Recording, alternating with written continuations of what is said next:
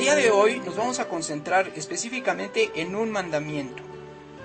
Al igual que en las otras ocasiones, a pesar de que mis planes son ambiciosos y de que intento abarcar demasiado, a la hora que voy preparando los estudios me doy cuenta que hay cosas importantes que debemos mencionar, que no podemos pasar por alto. Y el día de hoy solamente vamos a hablar del 10º mandamiento.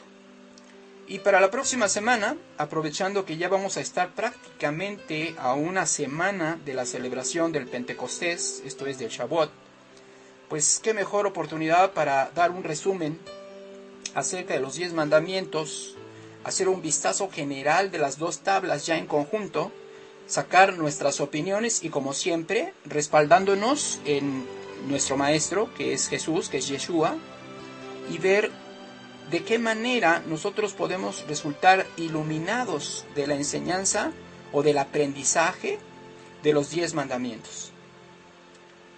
Bien, vamos a continuar con el tema, pero antes vamos a orar. Vamos a dedicar unas palabras al Señor para que sea Él el que nos vaya guiando y que de alguna manera contemos con el aval divino. Bendito eres tú, Señor, nuestro Dios, que eres el Rey del universo y que nos has ordenado meditar acerca de tu palabra. El día de hoy, como siempre, como cada semana, estamos reunidos, Señor, para cumplir con ese mandamiento. Asimismo, estamos concluyendo el estudio de tu tabla correspondiente a esa relación que debería de tener el hombre para con su prójimo. El día de hoy corresponde el estudio al 10º mandamiento: no codiciarás. Por eso, mi Señor, yo te pido que me ayudes, que no me dejes solo en esta tarea y que me permitas, Padre, hacer una explicación sencilla, fluida y clara. Como siempre, Señor, yo pido de tu apoyo porque sin ti yo no puedo hacer esto. Te lo pido como siempre en el nombre de tu Hijo, que es mi Maestro, mi Redentor, y que es el Mesías que entregó su vida por nosotros, en el nombre de Jesús, que es Yeshua HaMashiach. Amén. Ok, vamos entonces a continuar con esto. Como yo ya les había comentado, mis planes a veces resultan demasiado ambiciosos. El día de hoy quería ya cerrar el estudio, pero bueno, vamos a concentrarnos únicamente en el 10º mandamiento. Antes de entrar de lleno al 10º mandamiento, quiero recordarles que hoy es el conteo, cuando apenas caiga la noche, cosa que todavía no sucede. Hoy es el conteo del Omer número 36. Con esto nosotros llevamos 5 semanas y un día. 5 semanas y un día después de la fiesta de los primeros frutos. Y para hacer el conteo de este Omer número 36, yo les pido que tomen nota y que mediten acerca de este pasaje, que es el pasaje de Eclesiastés, capítulo 12, versículos 1 y 2, que dice: acuérdate de tu Creador en los días de tu juventud, antes que vengan los días malos y lleguen los años de los cuales digas: no tengo en ellos contentamiento. Antes que se oscurezca el sol y la luz y la luna y las estrellas y vuelvan las nubes tras la lluvia. Este versículo nos está diciendo que nosotros tenemos que buscar a Dios cuando Él aún puede ser hallado. Esto quiere decir, búscalo en los días de tu juventud, antes de que vengan los días malos, antes de que ya no puedas hacerlo, antes de que la vejez o la enfermedad te impidan buscar a Dios. Muchas personas, pensando de una manera convenenciera, piensan que ellos pueden timar a Dios, tomarle el pelo. Y entonces dicen: bueno, yo no quiero saber nada de la palabra de Dios, yo no quiero saber nada acerca de la Torá, la instrucción divina de Dios, porque a mí lo que me interesa es tener una vida de felicidad en este mundo, y yo voy a llegar a la palabra de Dios cuando yo ya sea un anciano. ¿Sí? Y pues resulta ser que, de acuerdo a lo que nosotros hemos venido viendo, pues el hecho de que tú tomes esa actitud muy probablemente te deje en la posibilidad de que cuando ya llegues a tu vejez, pues Dios simplemente no permita que regreses. Recordemos que en algunas ocasiones Dios también endurece los corazones, y muy probablemente cuando ya te encuentres en el lecho de muerte, que era cuando ya esperabas tú a estar dispuesto a escuchar la palabra de Dios y a escuchar todo lo que viene de Dios, pues resulta ser que ya no es posible, ¿sí? En fin, podemos nosotros meditar y sacar muchas conclusiones alrededor de este pasaje de Eclesiastés. Recordemos que Eclesiastés fue escrito por Salomón. Todo el libro de Eclesiastés realmente es una joya. Ustedes pueden agarrar Eclesiastés y buscar cualquier cosa y se van a dar cuenta de que hay realmente un gran aprendizaje de cada lectura, de cada uno de los pasajes de Eclesiastés. Recuerden que lo escribió una de las personas más ricas del mundo, una de las personas que tuvo 1000 mujeres, es decir, prácticamente sació todo lo que él deseaba, ¿sí? Cosa que para muchos estuvo mal, para otros no estuvo tan mal, pero para Dios estuvo mal. Tan es así que debido a todos los problemas que cometió o todos los pecados que cometió Salomón, fue que el pueblo de Israel terminó dividido. Pero bueno, como sea, el libro de Eclesiastés está ahí para quien desee leerlo y para quien desee obtener el punto de vista de una persona que fue rica en su vida y que al final entendió que lo único que vale la pena es temer a Dios y obedecer los mandamientos. ¿Sí? Bueno, ahora sí, entrando en materia, vamos primero, antes de entrar de lleno al 10º mandamiento, vamos a la introducción. Santiago, capítulo 1, versículos 1 y 12, dice: Santiago, siervo de Dios y del Señor Jesucristo. Aquí se está presentando Santiago a las 12 tribus que están en la dispersión. Y bueno, aquí ya aparece de entrada el concepto de las 12 tribus. Es decir, esta es una carta que está escribiendo Santiago y que la está escribiendo a las 12 tribus. Recordemos que Santiago era el hermano, el medio hermano, porque solamente era hermano de madre de Jesús, ¿sí? Entonces Santiago, realmente el nombre de Santiago no es Santiago, Santiago era Jacob. Al paso del tiempo, el nombre de Jacob se fue deformando cuando le agregan el Sant Jacob. Entonces ese Sant Jacob terminó convirtiéndose en Santiago. Pero realmente Santiago nunca existió con un nombre tal. Aquí fue Jacob o Jacob, el hermano del maestro, quien está escribiendo esta carta.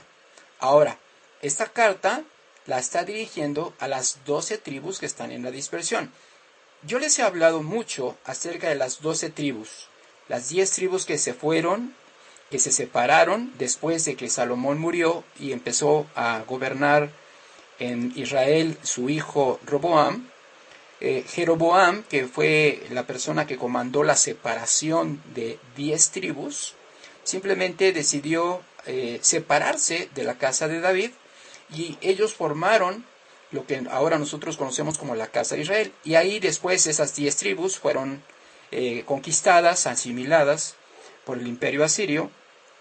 Y bueno, esas 10 tribus están o fueron asimiladas y hoy tenemos nosotros la convicción de que esas 10 tribus están sembradas en todo el mundo y que muy probablemente muchos de nosotros descendemos de alguna persona que formó parte de esas 10 tribus. Así es que esa es la teoría que nosotros manejamos y en la cual nosotros estamos confiando porque toda la escritura cuadra con esa teoría. Sin embargo, hay gente que dice que no, que esas son meras falacias, que esas son producto de la imaginación de la gente.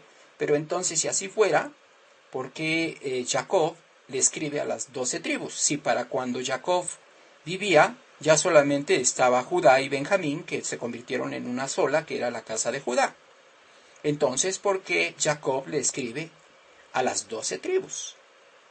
Esta sería una buena pregunta que tendríamos que hacerle a esas personas que dicen que el asunto de las 2 casas y el asunto de las 10 tribus que fueron asimiladas en el mundo, que eso es producto de la imaginación de las personas. Pero bueno, la escritura dice otra cosa completamente diferente. Entonces aquí Santiago, o más bien dicho Jacob, está dirigiendo su escrito a las 12 tribus que están en la dispersión. Dice, salud hermanos míos, tened por sumo gozo. Jacob entonces dice, salud hermanos míos, tened por sumo gozo cuando os halléis en diversas pruebas, sabiendo que la prueba de vuestra fe produce paciencia. Mas tenga la paciencia, leamos esto. La prueba de vuestra fe produce paciencia. Vaya que la necesito, ¿eh? Vaya que la necesito. La prueba de vuestra fe produce paciencia. Mas tenga la paciencia su obra completa, para que seáis perfectos y cabales, sin que os falte cosa alguna.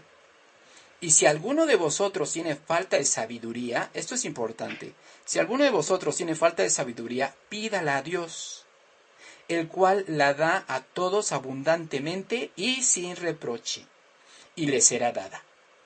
O sea, aquí te están diciendo, si es que tú crees que te falta sabiduría, lo que tienes que hacer es pedirla. Dice, pero pida con fe. Ahora que nosotros ya hemos venido estudiando el concepto de fe, sabemos que la fe está relacionada con la fidelidad a los mandamientos de Dios. Es decir, si yo pido, pero yo sé que no estoy cumpliendo los mandamientos, pues entonces realmente ¿tendrá mucho caso que yo pida las cosas? Si yo por un lado me hago de oídos sordos respecto a los mandamientos, ¿cómo puedo entonces yo pedir con fe si no tengo esa fidelidad implícita en el concepto de fe? Por eso dice, pide la sabiduría. Si te falta, pide la sabiduría. ¿Sí? Porque Dios la da abundantemente, pero pide con fe, es decir, pide con fidelidad. Fidelidad a la verdad, fidelidad a los mandamientos. ¿Sí? No dudando nada, sin dudar. La gente que termina seducida por la palabra de Dios, ¿sí? Independientemente de dónde venga, la gente que termina seducida por la palabra de Dios termina empezando a obedecer los mandamientos. Es un proceso a través del cual las personas lo primero que hacen es tomar una decisión de voy a obedecer a Dios. Esa es la decisión que generalmente la gente toma cuando empieza a familiarizarse con los mandamientos. Dice, porque el que duda es semejante a la onda del mar, que es arrastrada por el viento y echada de una parte a otra. O sea, si hay personas que dicen, pues yo ya conozco los mandamientos, pero mira, pues a lo mejor no está del todo, no me acomoda porque yo tengo estas cosas pendientes y dice, no piense pues que tal haga que recibirá cosa alguna del Señor. El hombre de doble ánimo es inconstante en todos sus caminos. El hermano que es de humilde condición, gloríese en su exaltación, pero el que es rico, en su humillación, porque él pasará como la flor de la hierba. Aquí, después de que habla del hombre de doble ánimo, habla inmediatamente de la diferencia entre un hombre humilde y un hombre que es rico. Aquí, él habla acerca de esto porque quiere contrastar la postura de una persona que todo el tiempo está pensando en la palabra de Dios a pesar de ser de una humilde condición. Y lo compara con una persona que todo el tiempo está buscando los bienes, está buscando el dinero, está buscando la parte material y que quizás en tanta su búsqueda puede tener éxito e incluso llega a ser rico. ¿Sí? Entonces lo contrasta. Si está hablando de las personas de doble ánimo, pues aquí está hablando específicamente de las personas que prefieren darle importancia a las cuestiones de dinero que a las cuestiones espirituales. Pero dice Jacob, porque él pasará como la flor de la hierba, porque cuando sale el sol con calor abrasador, la hierba se seca, su flor se cae y perece su hermosa apariencia. Así también se marchitará el rico en todas sus empresas. Bienaventurado el varón que soporta la tentación, porque cuando haya resistido la prueba, recibirá la corona de vida que Dios ha prometido a los que le aman.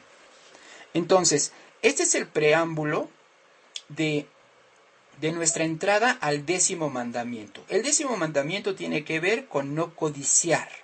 Y básicamente podríamos nosotros expandir el significado de codiciar a una palabra que hoy en día está muy de moda, que tiene que ver con el materialismo.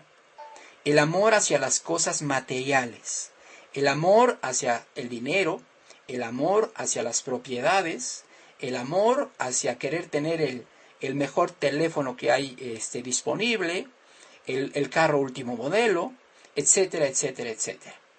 Podríamos nosotros expandir el círculo tanto como nosotros deseáramos. Realmente este es un tema bastante amplio.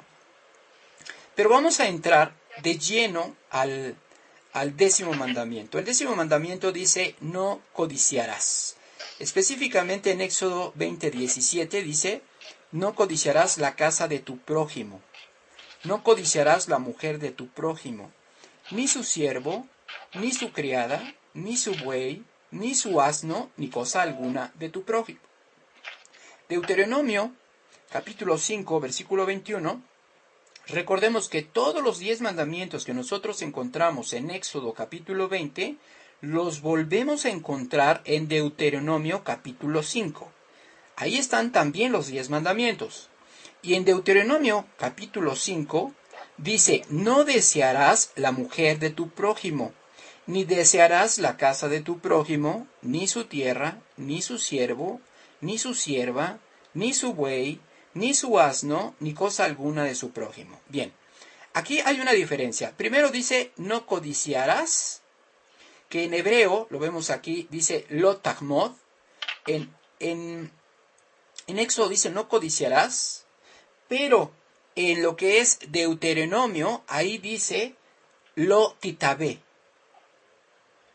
Y lo titabé es no desearás. Entonces, en uno dice no codiciarás y en otro dice no desearás. Esto nos da una pista de exactamente qué es lo que se nos está pidiendo. Avaricia y codicia tienen un significado semejante, porque también esto abarca el asunto de la avaricia, ¿sí? Avaricia y codicia se le aplica al término a un deseo excesivo por la búsqueda de riqueza, estatus y poder. La codicia es el deseo excesivo de riquezas sin necesidad de querer atesorarlas. La codicia es el deseo excesivo de riquezas, estatus y poder sin necesidad de querer atesorarlas. Es decir, hay un deseo excesivo. Pero esta persona codiciosa no está interesada en atesorarlas. Quizás estaba interesada simplemente en tenerla, pero no en atesorarla. En cambio, el avaro, es decir, la avaricia, sí persigue el atesorar las riquezas. Por eso una persona avara se considera esa persona que ya tiene riquezas y que simplemente las atesora y que no las suelta para nada. ¿Sí? Bueno, aquí nosotros tendríamos que reflexionar un poco acerca de lo que es la codicia, un poco acerca de lo que es la avaricia y otro poco acerca de lo que es el deseo, ¿sí? Nosotros, aquí Dios prácticamente nos está diciendo, no codiciarás la casa de tu prójimo, no codiciarás la mujer de tu prójimo, ni su siervo, ni su criada, ¿sí? Aquí lo que nos está diciendo Dios es, tú debes de considerar que las cosas de tu prójimo están prohibidas para ti. Por eso, lo contrasta con no codiciar a la mujer. Si tú codicias a la mujer de tu prójimo, ¿sí?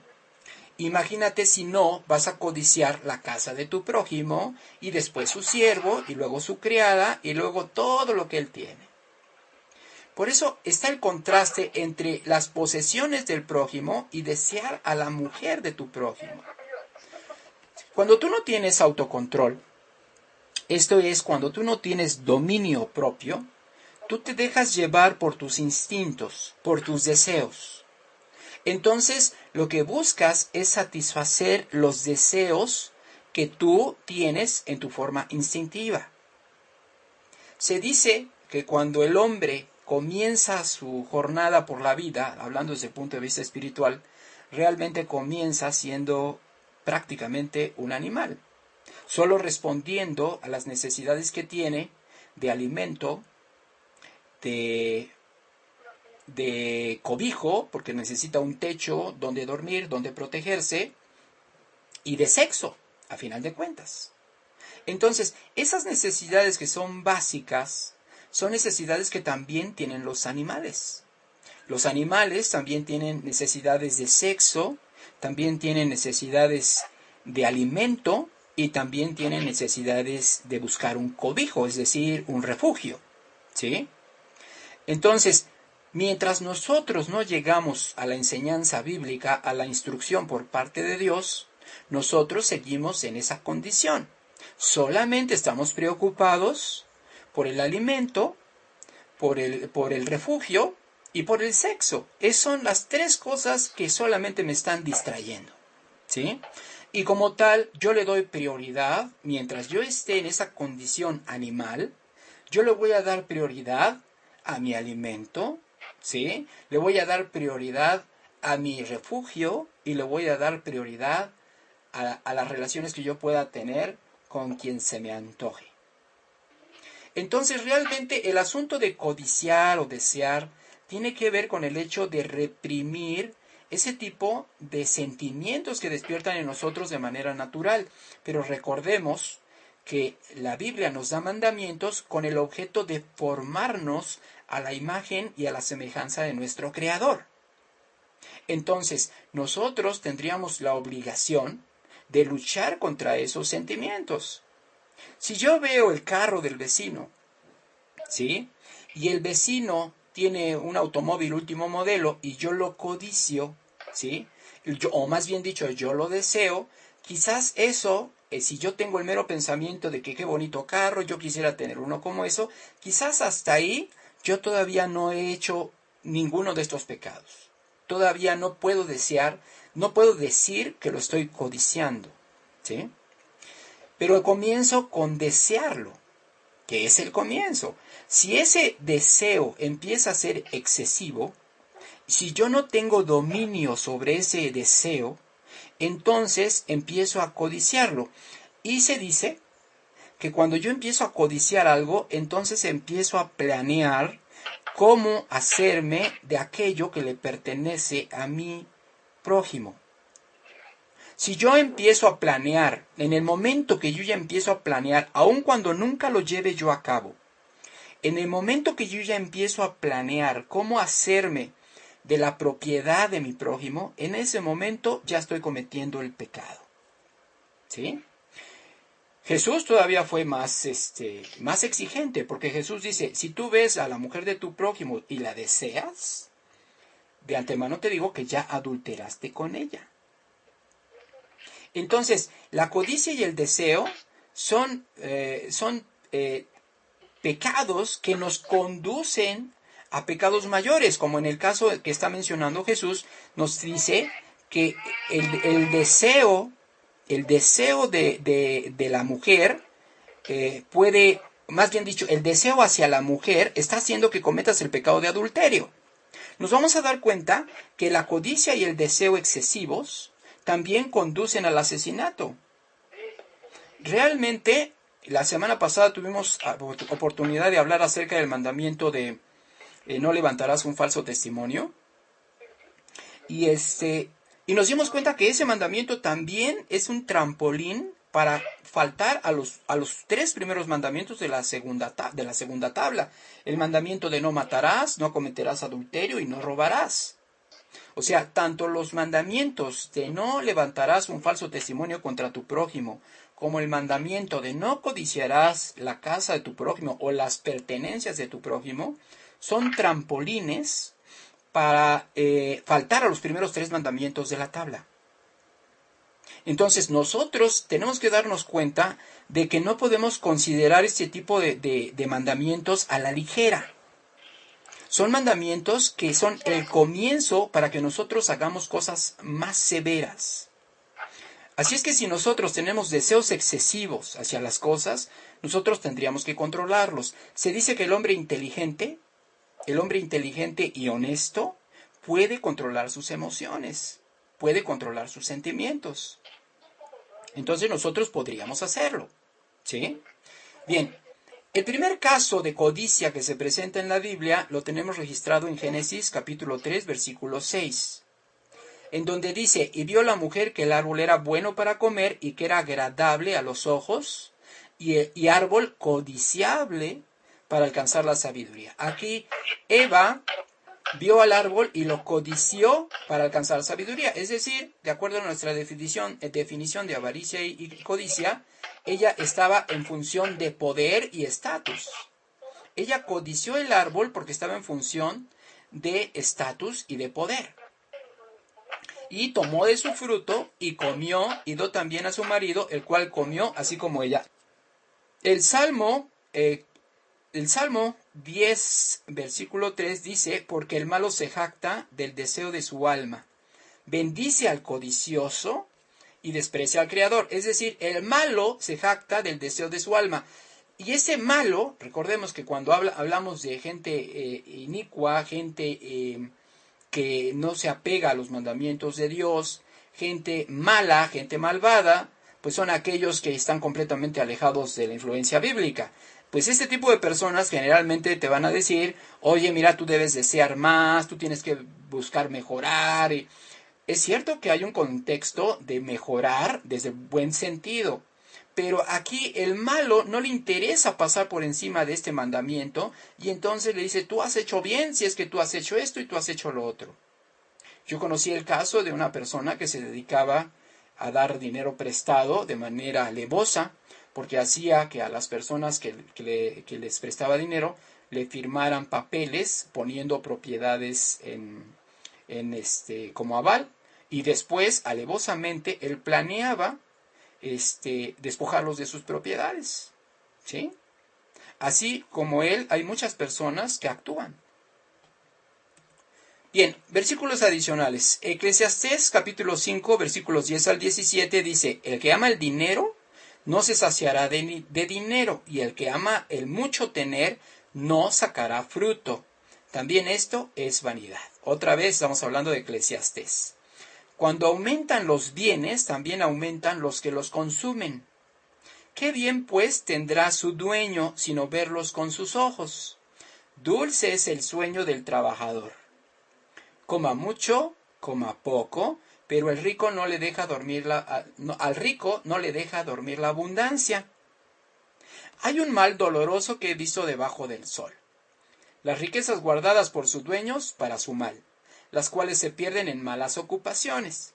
Y a los hijos que engendraron, nada les queda en la mano. Esto nos da el ejemplo de las personas que pasan su vida acumulando mucho dinero y cuando ellos mueren, pues en principio se van con las manos vacías y segundo, dejan a los hijos únicamente en problemas. Y al final de cuentas, los hijos, además que no valoran lo que heredaron ni todo lo que trabajó el papá, pues terminan gastándose toda la herencia, ¿sí? Por eso dice, y los hijos que engendraron, nada les queda en la mano. Como salió del vientre de su madre, desnudo así vuelve, aquel que todo el tiempo estuvo persiguiendo las riquezas, aquel que todo el tiempo se estuvo preocupando más por las cosas materiales que por las cosas espirituales, dice, como salió del vientre de su madre, desnudo así vuelve, yéndose tal como vino, y nada tiene de su trabajo para llevar en su mano. Este también es un gran mal, que como vino así, haya de volver. ¿Y de qué le aprovechó trabajar en vano? ¿Sí? Además de esto, todos los días de su vida comerá en tinieblas, con mucho afán y dolor y miseria. ¿Sí? Hay gente que no trabaja para vivir. Hay gente que vive para trabajar. ¿Sí? Ese tipo de personas tienen afán por el trabajo. ¿Sí? Y el trabajo fue dado únicamente como un recurso para que nosotros consigamos lo que es necesario, lo que es básico para nuestra existencia. El trabajo es una bendición cuando el trabajo no se convierte en una distracción para nosotros de lo que verdaderamente es importante. Ahora vamos a ver el primer caso de codicia después de que el pueblo de Israel entró a Canaán. Recordemos que cuando el pueblo de Israel entró a Canaán, entró comandado por José, sí, que fue también un prototipo de Yeshua. Por eso Moisés no mete al pueblo de Israel a la tierra prometida. Moisés, recordemos que muere antes de que el pueblo de Israel entre a Canaán. Cuando llegan a Canaán, con la ayuda de Dios, Josué y el pueblo de Israel derrotan a Jericó. En Jericó sucede una cosa extraordinaria, porque Jericó era una ciudad completamente, era una fortaleza militar, tenían grandes murallas y era prácticamente imposible, sin la ayuda de Dios, poder derrotar a la gente de Jericó. Entonces, Dios lo que hizo fue darle instrucciones a Josué de cómo tenía él que derribar las murallas de Jericó. Y no utilizó nada que el hombre pudiera utilizar. Lo único que hizo fue darle de vueltas a la ciudad. Llevaban el arca del pacto delante, iban unos sacerdotes, ahí adelante de los sacerdotes iban la gente de guerra, y le dieron vuelta durante 6 días. Un día le dan una vuelta, los sacerdotes iban tocando el shofar, y la gente de Jericó observaba. Obviamente la gente de Jericó tenía miedo porque ya sabían todo lo que había pasado con Israel, sabían que el Dios de Israel había acabado con los egipcios, pero además de todo, el Dios de Israel había detenido el río Jordán para que pudiera pasar todo el pueblo. Entonces, habían venido de maravilla tras maravilla y toda la gente estaba enterada de lo que estaba sucediendo. Entonces, ya cuando llegan a Jericó, pues la gente de Jericó estaba muy temerosa. Pero en lugar de atacar la fortaleza militar, ellos se ponen a darle vuelta a previa instrucción de Dios, y le dan una vuelta y se esperan. Esperan al segundo día, vuelven a dar otra vuelta, así en el mismo sentido, llevando el arca del pacto delante de los sacerdotes, y adelante de los sacerdotes unos soldados y otros soldados atrás del arca del pacto. Y iban tocando el shofar. Así lo hicieron durante 6 días. Al séptimo día, Dios había dado instrucciones de que tocaran el shofar y que al mismo tiempo todo el pueblo gritara al unísono. Y entonces las murallas de Jericó iban a caer derribadas, y así fue tal como sucedió. Ya con las murallas derribadas, pues prácticamente todo lo demás fue muy sencillo para que ellos pudieran derrotar a la gente de Jericó.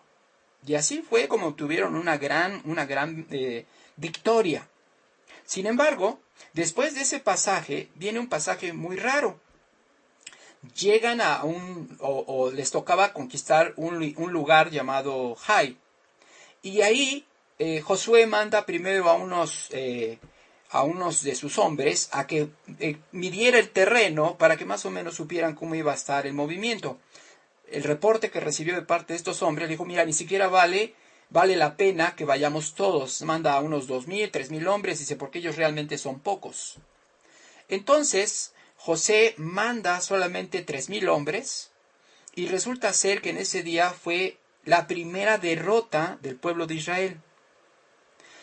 Entonces Josué se queda consternado y dice: ¿qué pasó? ¿Qué ha sucedido? Se pone a orar, le pide a Dios, se postra y dice: bueno, ¿para qué nos sacaste de Egipto si nos vas a exhibir de esta forma? Porque ahora todos los demás pueblos van a saber, van a pensar que somos vulnerables, nos van a rodear y nos van a acabar. Esa era la preocupación de Josué.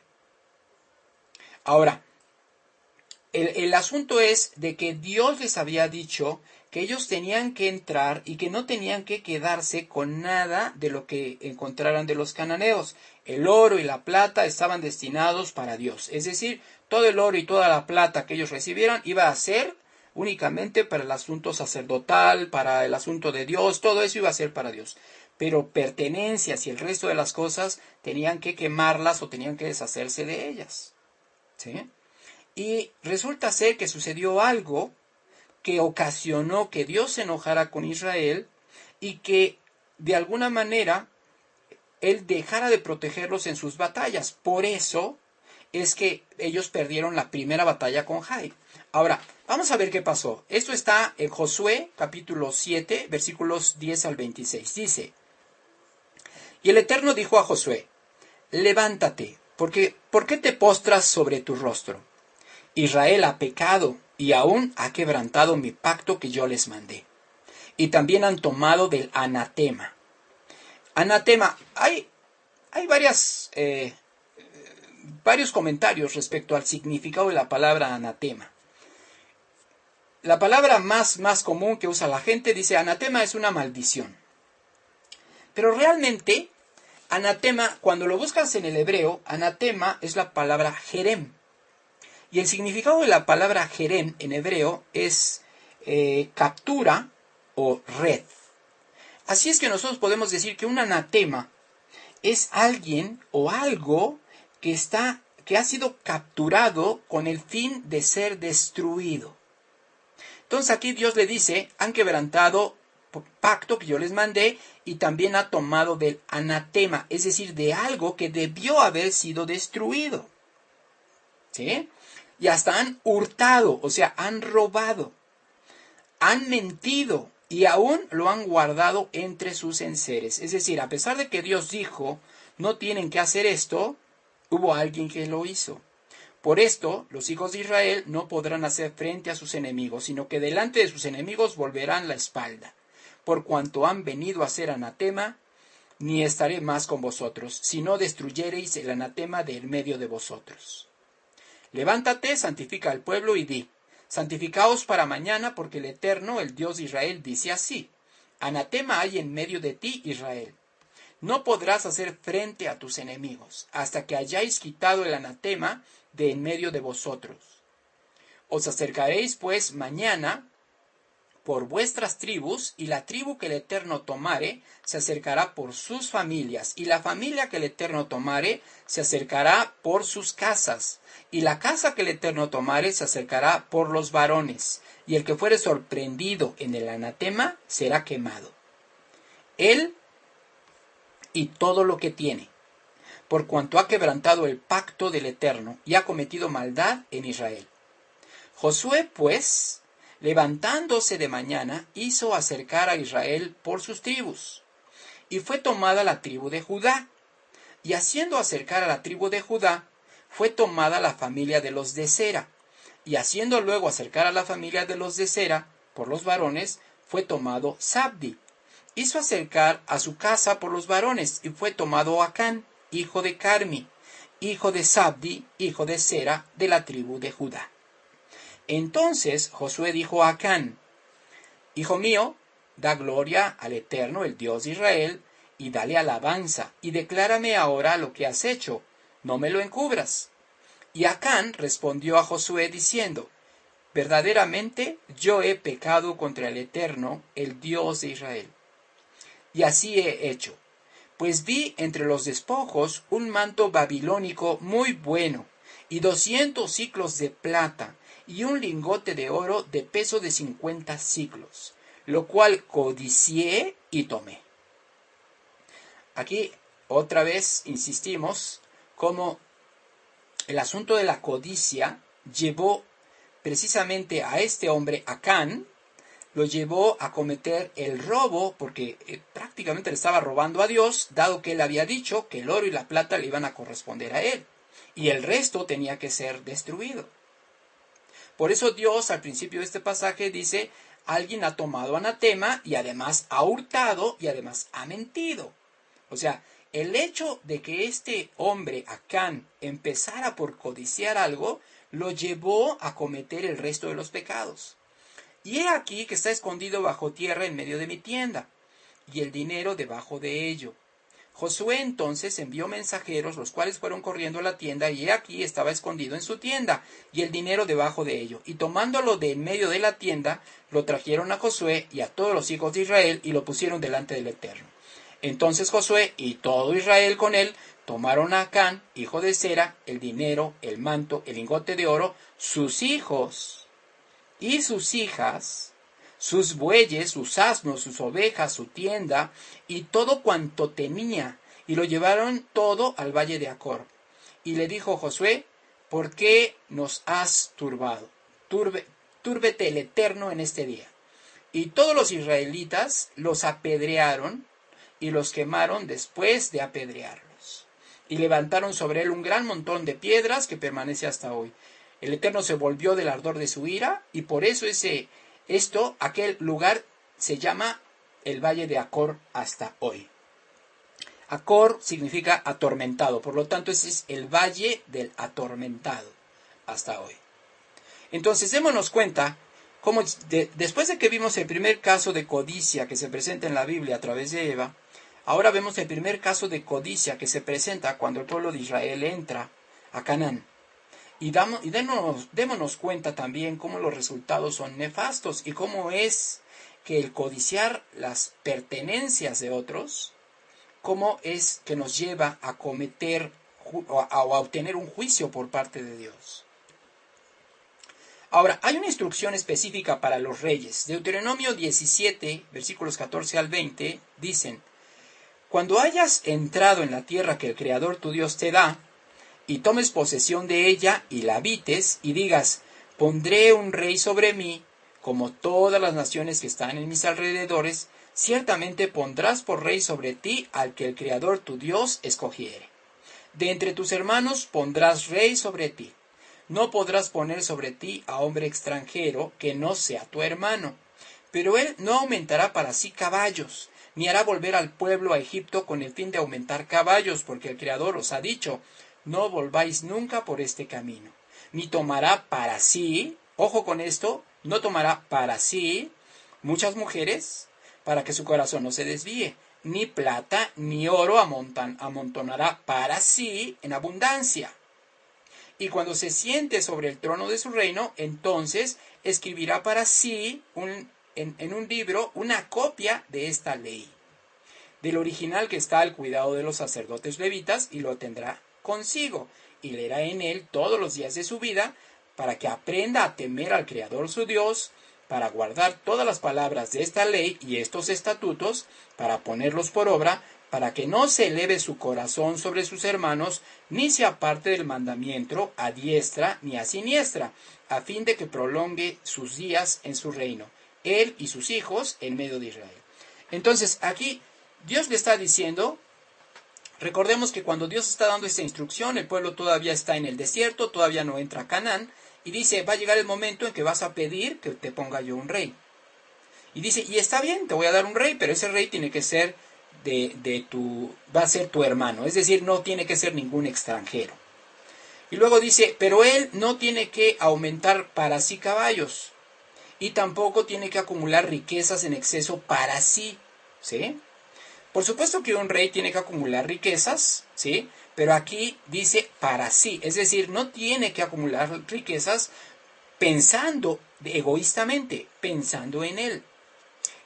El deber de un rey es mantener a su pueblo en un estado económico, es el mismo papel que hoy tiene un gobernante, o que debería de tener un gobernante, que es mantener al pueblo en un estado económico aceptable, de tal manera que el pueblo pueda sustentar su subsistencia de manera no tan complicada. Es el mismo trabajo que hacía un rey. Entonces el rey estaba obligado a buscar riquezas, pero lo que Dios está prohibiendo aquí es que el rey buscara riquezas para él, es decir, pensando solamente en él y sin estar pensando en el pueblo. Esta es una instrucción bien clara que le da Dios. Dice: bueno, lo que sí te permito que hagas para ti, o sea, para sí, es escribe una copia de esta ley. Escribe una copia de la Torah, escribe una copia de los primeros 5 libros de la Biblia. ¿Sí?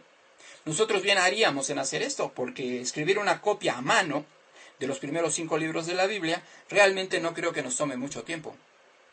Y además nos pondría en un contacto íntimo con los mandamientos de Dios. Y como dice este versículo, así tú vas a aprender a temer al Creador tu Dios para guardar todas sus palabras. Ok, ahora, Acab fue un rey, uno de esos reyes, que al parecer no leyó bien la instrucción de Dios y cometió este error. En Primera de Reyes, capítulo 21, versículos 1 al 16, dice: pasadas estas cosas, aconteció que Nabot de Jezreel tenía allí una viña junto al palacio de Acab, rey de Samaria. Y Acab habló a Nabot, diciendo: dame tu viña para un huerto de legumbres, porque está cercana a mi casa. Recordemos que una viña no es más que un viñedo, un lugar en donde tenemos las uvas. porque está cercana a mi casa, y yo te daré por ella otra viña mejor que esta. O si mejor te pareciere, te pagaré su valor en dinero. Y Nabot respondió a Acab: guárdeme el Creador de que yo te dé a ti la heredad de mis padres. Y vino Acab a su casa triste y enojado, por las palabras que Nabot de Jezreel le había respondido, diciendo: no te daré la heredad de mis padres. Y se acostó en su cama y volvió su rostro y no comió. Vino a él entonces su mujer Jezabel, y le dijo: ¿por qué está tan decaído tu espíritu, y no comes? Él respondió: porque hablé con Nabot de Jezreel, y le dije que me diera su viña por dinero, o que si más quería, le daría otra viña por ella. Y él respondió: yo no te daré mi viña. Y su mujer Jezabel le dijo: ¿eres tú ahora rey sobre Israel? Levántate, y come y alégrate, yo te daré la viña de Nabot de Jezreel. Entonces ella escribió cartas en nombre de Acab, y las selló con su anillo, y las envió a los ancianos y a los principales que moraban en la ciudad de Nabot. Y las cartas que escribió decían así: proclamad ayuno y poned a Nabot delante del pueblo, y poned a 2 hombres perversos delante de él, que atestiguen contra él, y digan: tú has blasfemado a Dios y al rey, y entonces sacadlo y apedrearlo para que muera. Y los de su ciudad, los ancianos y los principales que moraban en su ciudad, hicieron como Jezabel les mandó, conforme a lo escrito en las cartas que ella les había enviado. Y promulgaron ayuno y pusieron a Nabot delante del pueblo. Vinieron entonces 2 hombres perversos, y se sentaron delante de él, y aquellos hombres perversos atestiguaron contra Nabot delante del pueblo, diciendo: Nabot ha blasfemado a Dios y al rey. Y lo llevaron fuera de la ciudad, y lo apedrearon, y murió. Después enviaron a decir a Jezabel: Nabot ha sido apedreado y ha muerto. Cuando Jezabel oyó que Nabot había sido apedreado y muerto, dijo a Acab: levántate y toma la viña de Nabot de Jezreel, que no te la quiso dar por dinero, porque Nabot no vive, sino que ha muerto. Y oyendo Acab que Nabot era muerto, se levantó para descender a la viña de Nabot de Jezreel para tomar posesión de ella. Igual, aquí, Acab comenzó por desear la viña de Nabot. Y aun cuando Acab pensaba comprársela, él estaba deseando, él estaba codiciando la viña de Nabot. Y tan es así que esta codicia lo llevó a asesinar a un hombre para hacerse de su propiedad. Pero esto no pasó desapercibido para Dios, por supuesto que no, y sobre todo tratándose de un rey.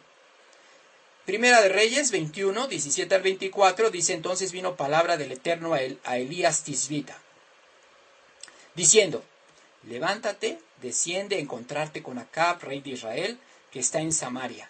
He aquí, él está en la viña de Nabot, a la cual ha descendido para tomar posesión de ella. Y le hablarás diciendo: así ha dicho el Eterno, ¿no mataste y también has despojado? Y volverás a hablarle diciendo: así ha dicho el Eterno, en el mismo lugar donde lamieron los perros la sangre de Nabot, los perros lamerán también tu sangre. Esta es una sentencia que Dios le está declarando a Acab una vez que se entera de lo que él había hecho. Tu misma sangre.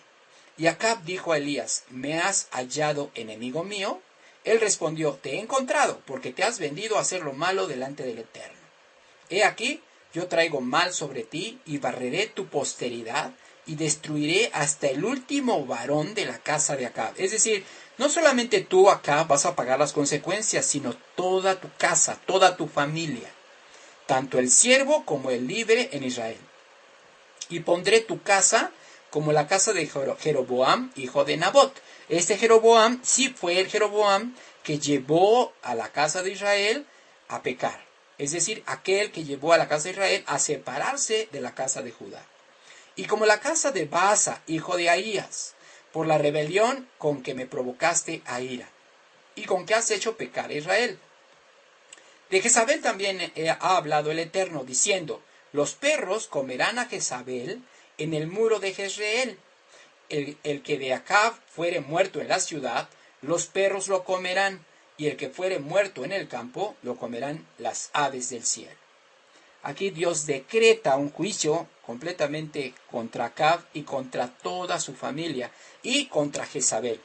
El caso de Jezabel es un caso que ya habíamos hablado anteriormente y dice, los perros comerán a Jezabel en el muro de Jezreel. Vamos a ver cómo se cumplió esta profecía. Primera de Reyes 22, versículos 37 al 40 dice, murió pues el rey y fue traído a Samaria y sepultaron al rey en Samaria y lavaron el carro en el estanque de Samaria y los perros lamieron su sangre y también las rameras se lavaban allí conforme a la palabra que el Creador había hablado. Es decir, se cumplió la palabra de Dios. A final de cuentas, la profecía que él le mandó a través de Elías, le dice, pues los perros van a lamer tu sangre, y efectivamente eso fue lo que sucedió. Cuando nosotros nos vamos al capítulo de Primera de Reyes, nosotros leemos que incluso la muerte del mismo Acab fue una muerte que aparentemente parece circunstancial. Él iba a la batalla junto con el rey de Judá, iban a pelear contra los sirios, incluso Acab iba disfrazado, ni siquiera iba con su vestimenta común de rey, sino que iba disfrazado. Entonces, un soldado de los sirios tira una flecha al aire y justo entra en la hendidura de la armadura. Justo entra, o sea, eso no es casualidad, eso es un juicio de Dios. Entonces, ni siquiera le tiraron al rey Acab, sino que tiraron al aire y la flecha entra justo en la hendidura de la armadura, es decir, justo en el lugar que tenía que entrar para matar a Acab. Estas cosas suceden para que se cumplan los decretos de Dios. Ahora veamos qué sucedió con el caso de Jezabel. Esto está en Segunda de Reyes, capítulo 9, de 30 al 37. Dice, vino después Jehú a Jezreel, y cuando Jezabel lo oyó, se pintó los ojos con antimonio y atavió su cabeza. Y se asomó a una ventana, y cuando entraba Jehú por la puerta, ella dijo, ¿sucedió bien a Zimri que mató a su señor? Le pregunta a Jehú, ¿le pasó bien a Zimri que también hizo lo mismo que tú vas a hacer? Porque Zimri también fue un personaje que terminó matando a un rey que también había sido malvado, pero desafortunadamente Zimri también fue malvado, y a final de cuentas Dios también decretó algo sobre Zimri, y fue lo mismo que le sucedió también a Jehú, el que va a matar a Jezabel. Dice, alzando Jehú entonces su rostro hacia la ventana, dijo, ¿quién está conmigo? ¿Quién? Y se inclinaron hacia él 2 o 3 eunucos. Y él les dijo, echadla abajo. Y ellos la echaron, y parte de su sangre salpicó en la pared y en los caballos, y él la atropelló. Entró luego, y después que comió y bebió, dijo, id ahora a ver a aquella maldita, y sepultarla, pues es hija de rey. Pero cuando fueron para sepultarla, no hallaron de ella más que la calavera, y los pies y las palmas de las manos. Y volvieron y se lo dijeron, y él dijo, esta es la palabra de Dios, la cual él habló por medio de su siervo Elías Tisbita, diciendo, en la heredad de Jezreel comerán los perros las carnes de Jezabel. Y el cuerpo de Jezabel será como estiércol sobre la faz de la tierra en la heredad de Jezreel, de manera que nadie pueda decir, esta es Jezabel.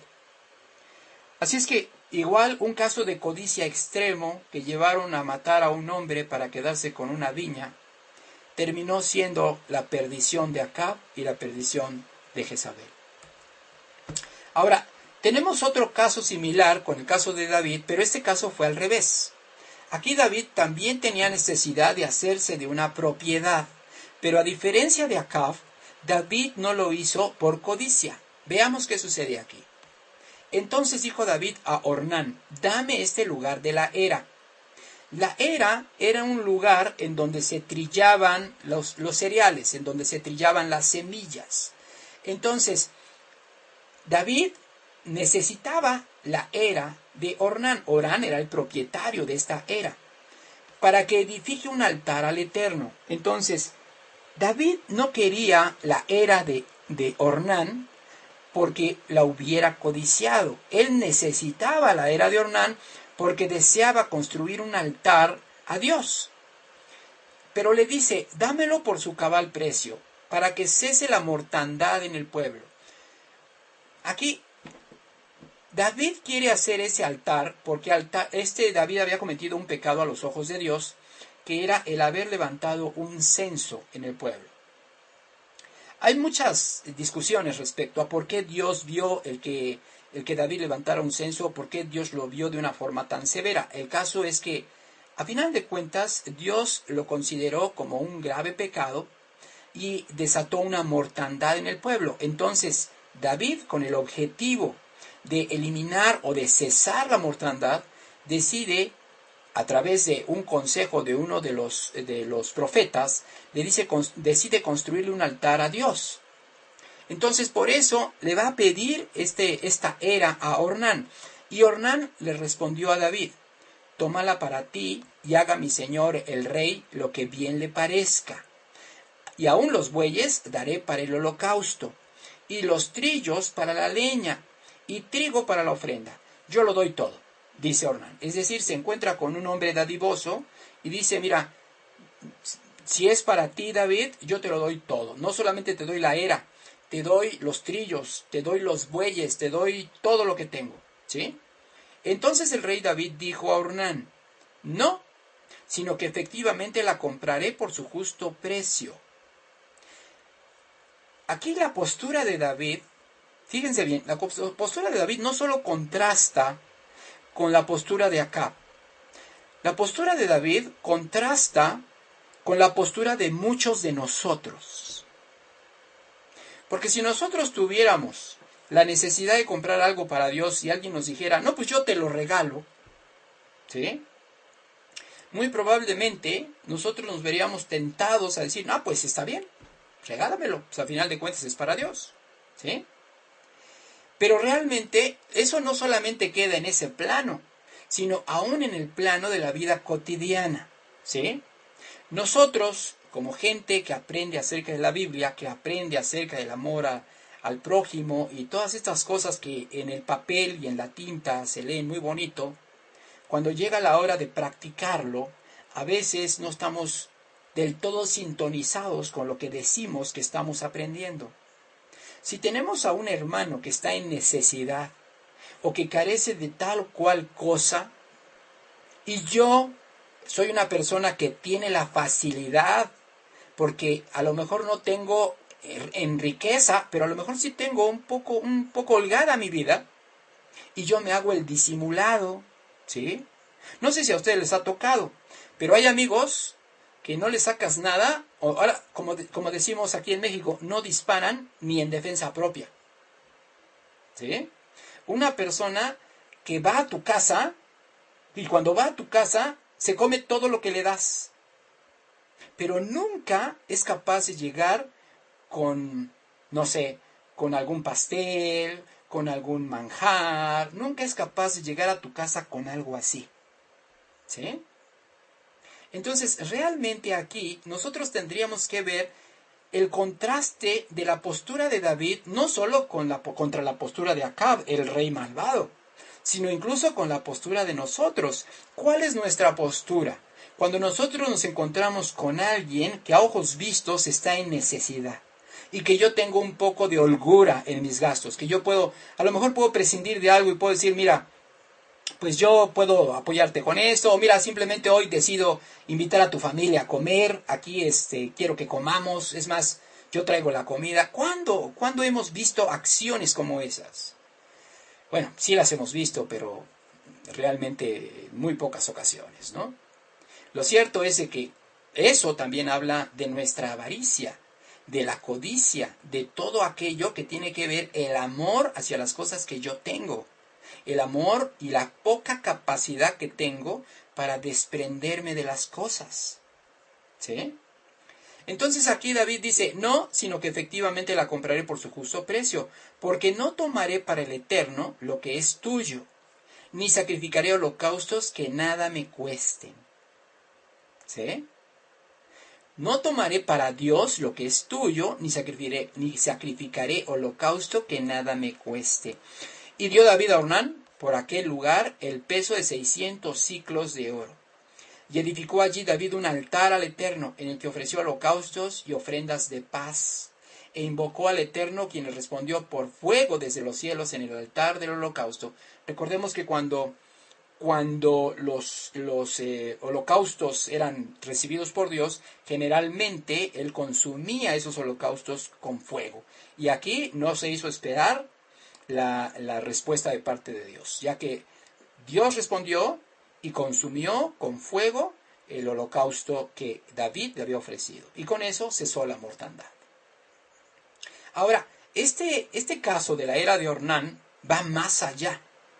Porque la era de Ornán, que en principio fue comprada con el objetivo de hacer el altar para Dios para cesar una mortandad, terminó convirtiéndose en el lugar en donde se iba a construir el templo sagrado, que hoy lo conocemos como el templo de Salomón.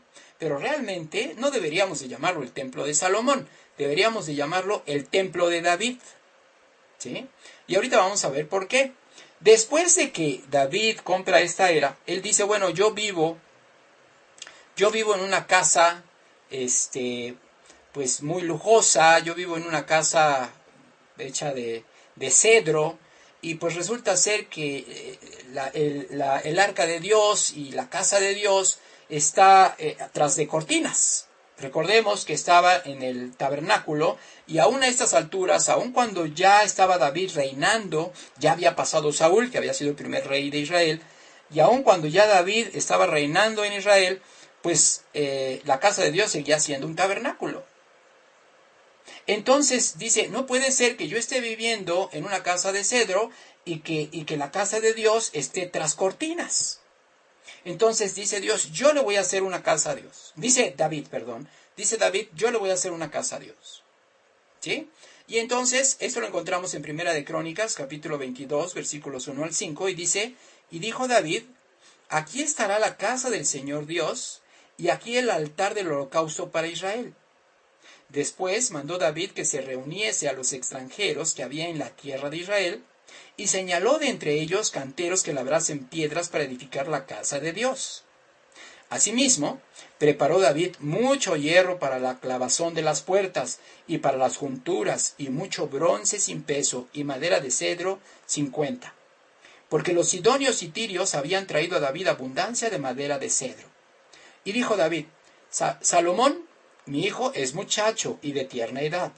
La casa que se ha de edificar al Eterno ha de ser magnífica por excelencia, para renombre y honra en todas las tierras. Ahora, pues, yo le prepararé lo necesario. Y David, antes de su muerte, hizo los preparativos en gran abundancia. Esto quiere decir que David no pudo construir la casa de Dios, porque resulta ser que él había derramado demasiada sangre, y Dios le dijo, pues tú no vas a construir mi casa porque has derramado demasiada sangre.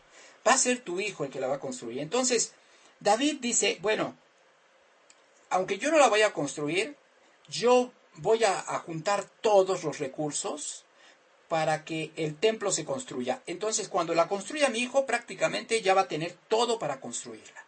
Por eso yo digo que debió de llamarse el templo de David, no el templo de Salomón. A Salomón le tocó construirlo, pero David no lo construyó porque Dios se lo prohibió. Pero el deseo de David de construir una casa a Dios llevó a Dios a tomar una decisión. Y es aquí en donde nace el pacto entre David y Dios.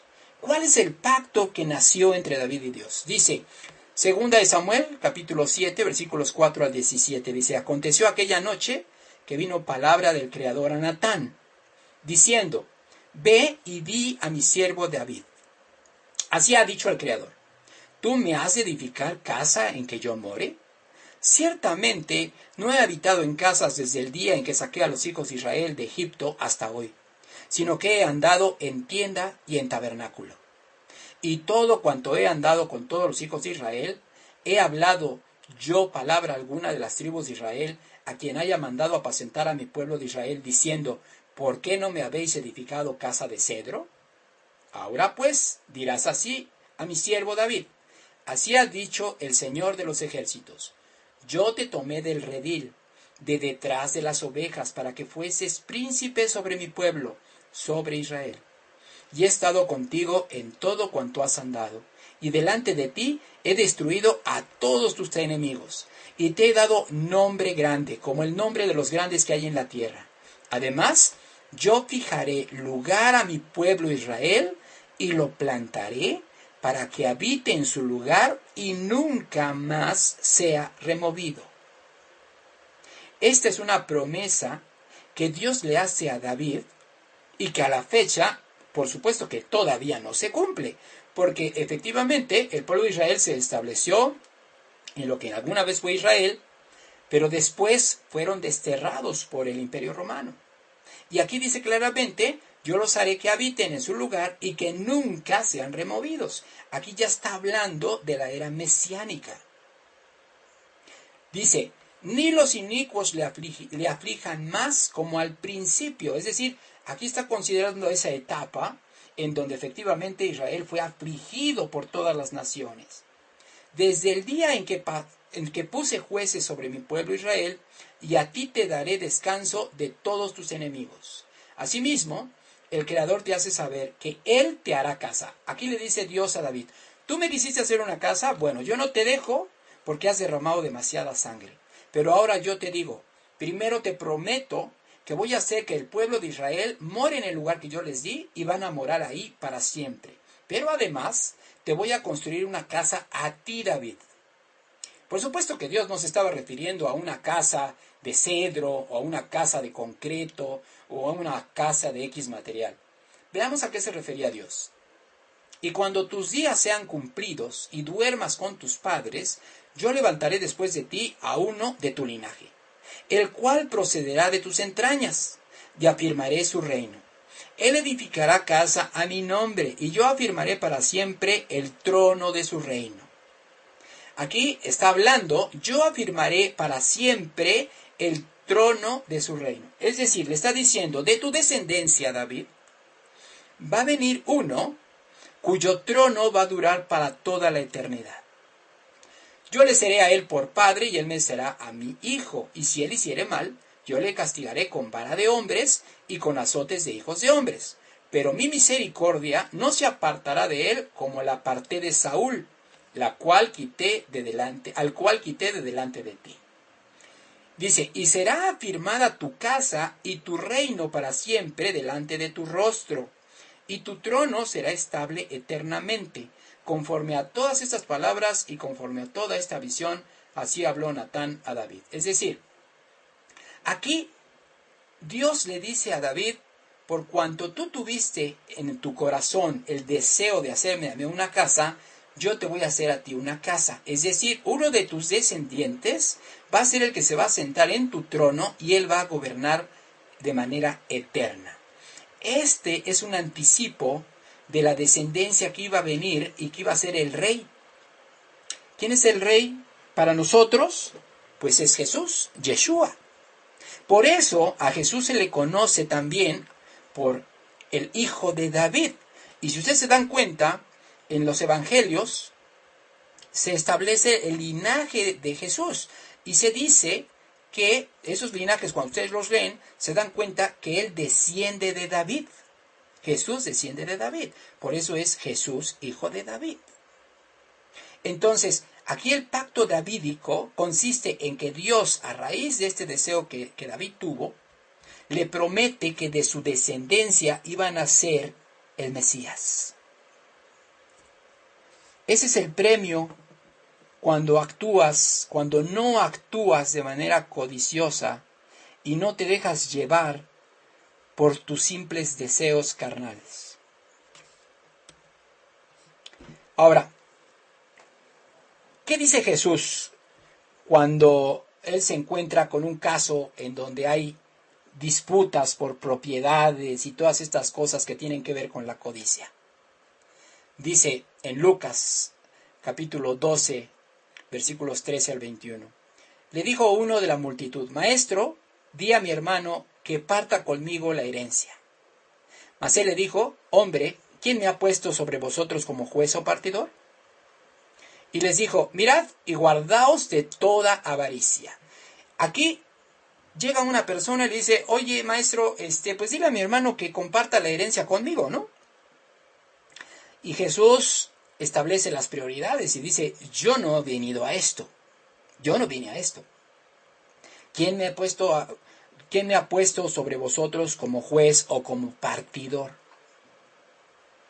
Y este es un caso que se presenta muy a menudo. A veces tú estás hablando de cosas espirituales, de cosas bíblicas, de promesas de vida eterna, de Espíritu Santo. Y era justo lo que estaba haciendo Jesús en este pasaje de Lucas. Si tú te vas a Lucas y lees los pasajes anteriores, te das cuenta que Jesús está hablando cosas muy profundas respecto al reino.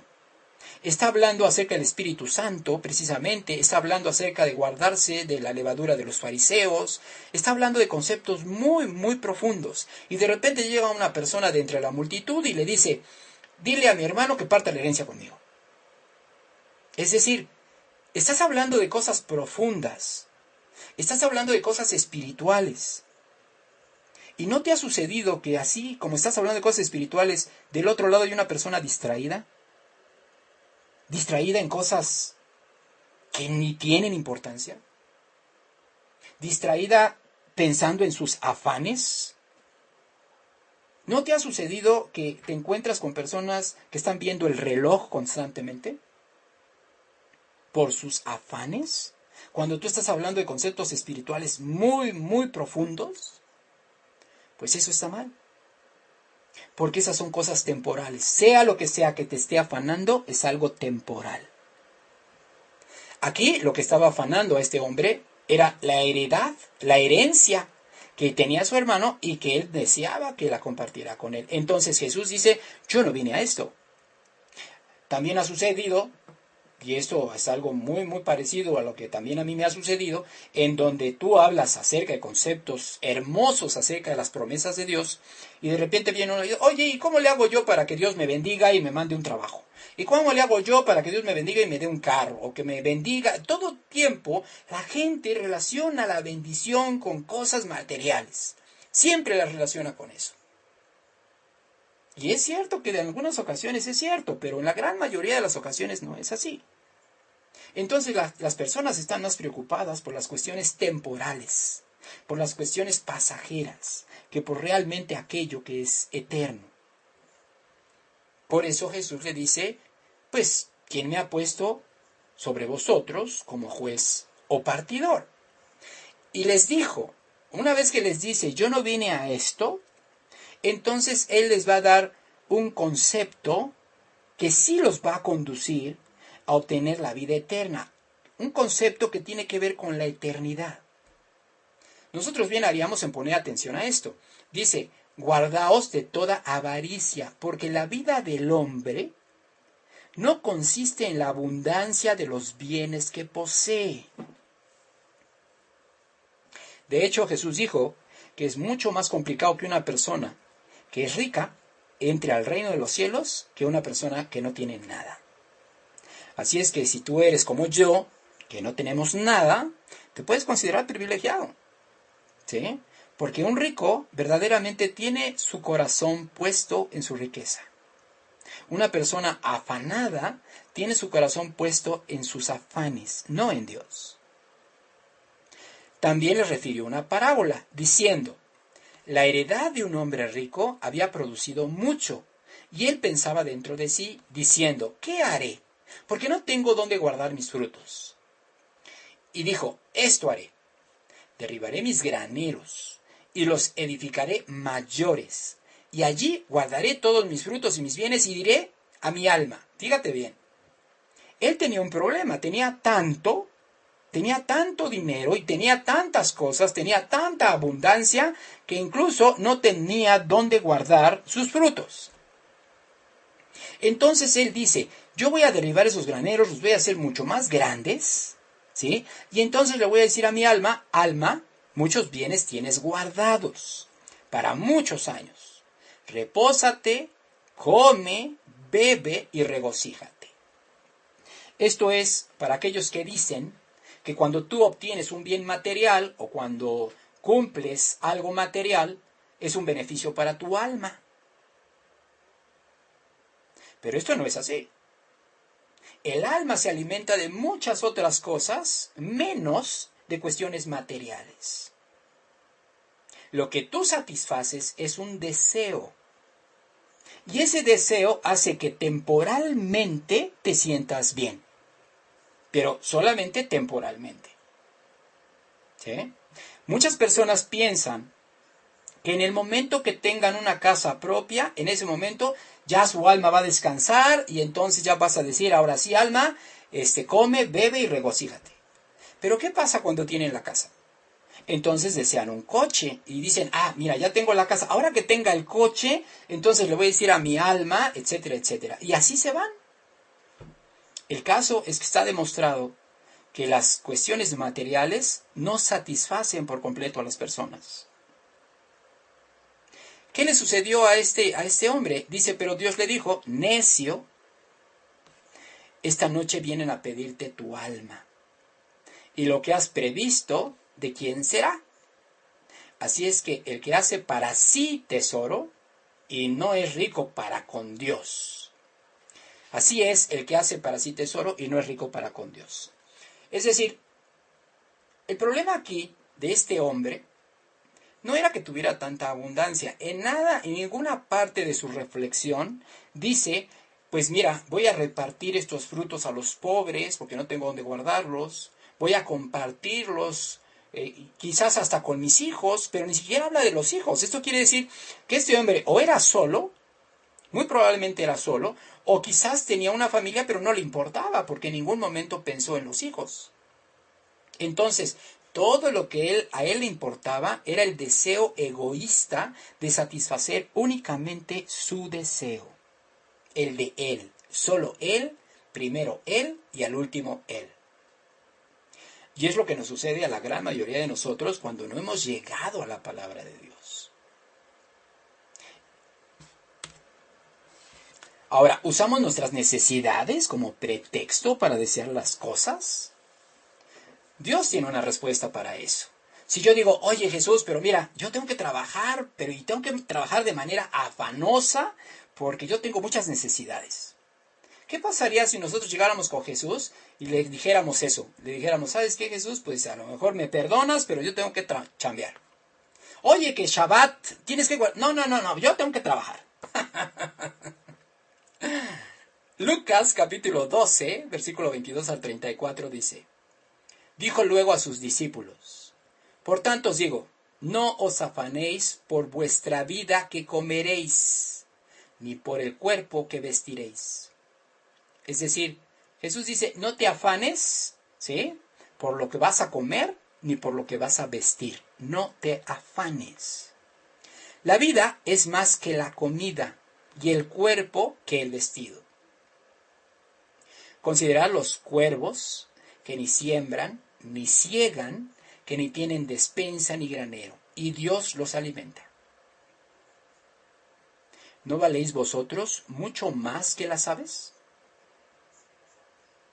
¿Y quién de vosotros podrá con afanarse añadir a su estatura un codo? Pues si no podéis ni aun con lo que es menos, ¿por qué os afanáis por lo demás? Considerad los lirios, cómo crecen, no trabajan, ni hilan, mas os digo que ni aun Salomón con toda su gloria se vistió como uno de ellos. Aquí Jesús está diciendo, mira, tú no te tienes que afanar por lo que tienes que comer o por lo que tienes que vestir. Y pone el ejemplo acerca de los cuervos que no hacen nada y sin embargo Dios los alimenta.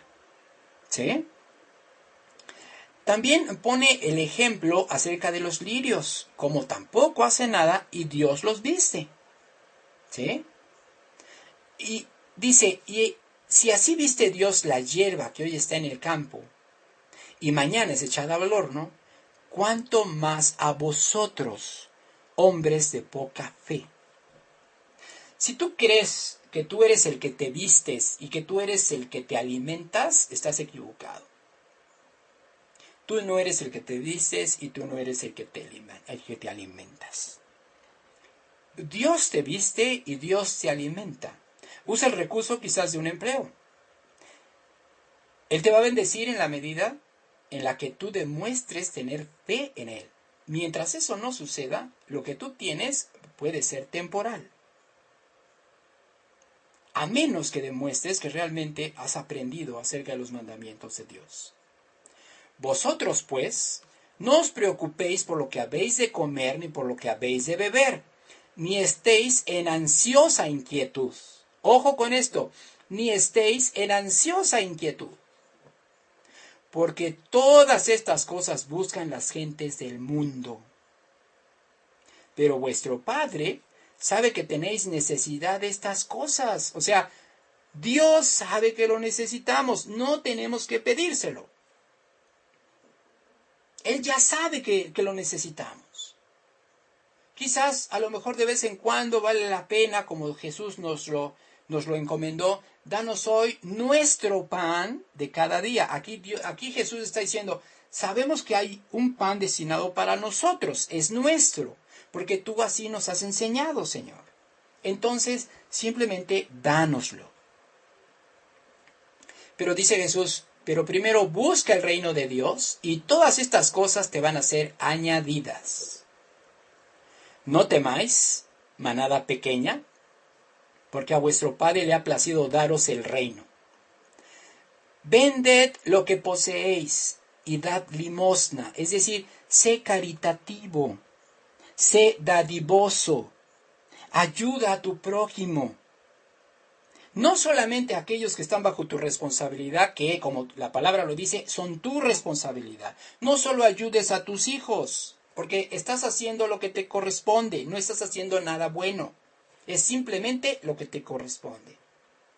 En cambio, si tú ves a tu prójimo en necesidad, ayúdalo. Sobre todo si tienes la posibilidad de hacerlo. Por eso Jesús dice, haceos bolsas que no se envejezcan, tesoro en los cielos que no se agoten. Ahí sí vale la pena invertir, donde el ladrón no llega, ni polilla destruye. Porque ¿dónde está vuestro tesoro? Allí estará también vuestro corazón. El dinero, las pertenencias, las propiedades, todo eso se hizo para beneficio nuestro. Sí, se hizo para beneficio nuestro. Pero el dinero se hizo para ser usado por nosotros, no que el dinero nos use a nosotros. Jesús lo dijo muy claramente cuando dijo, el que a dos amos sirve, con alguno queda mal. No puedes servir a Dios y servir al dinero. Por eso Jesús termina esto con este comentario. En Marcos capítulo 12, 41 al 44 dice, estando Jesús sentado delante del arca de la ofrenda es ese dinero que la gente da, no a las personas, se la da a Dios, ¿sí? Y hay gente que ha entendido que la codicia no es buena. Hay gente que sabe que desprenderse de un poco de su dinero le va a hacer más bien que mal. Entonces, estaba Jesús sentado delante del arca de la ofrenda y miraba cómo el pueblo echaba dinero en el arca. Y muchos ricos echaban mucho.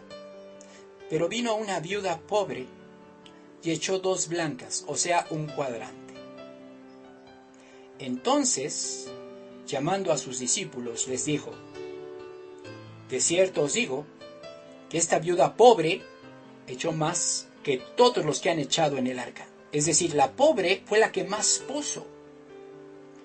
Porque todos han echado lo que les sobra.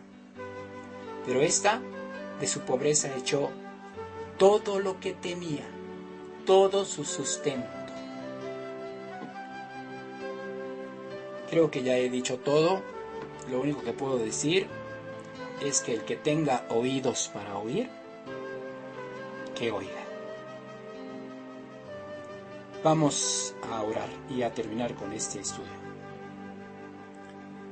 Padre Celestial, te damos muchas gracias que nos permitiste concluir este estudio a pesar de los impedimentos técnicos que tuvimos al principio.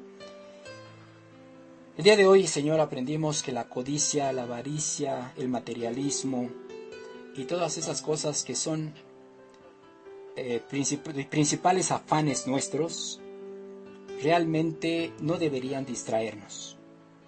Hoy entendemos, Padre, que tú eres nuestro proveedor, que tú te encargas de vestirnos, que tú te encargas de alimentarnos y de suplir todas nuestras necesidades.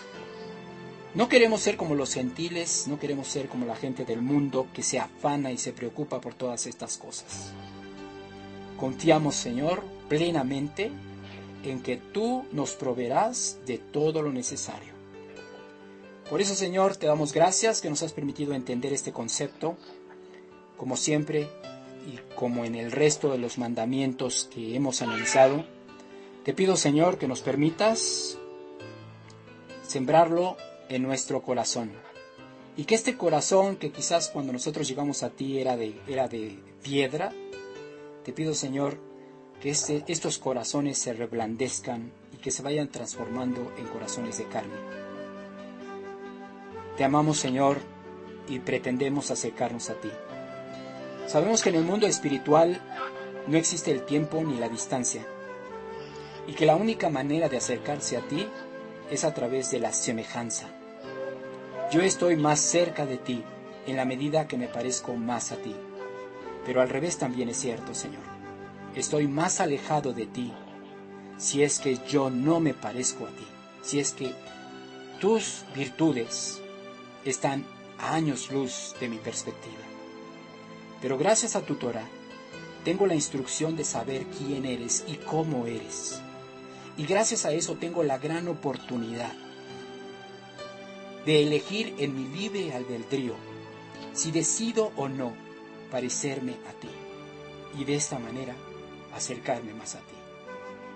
Bendícenos, Señor, y enséñanos, Padre, a elegir la vida y no la muerte. Te lo pedimos como siempre, en el nombre de tu bendito Hijo, Yeshua HaMashiach. Amén.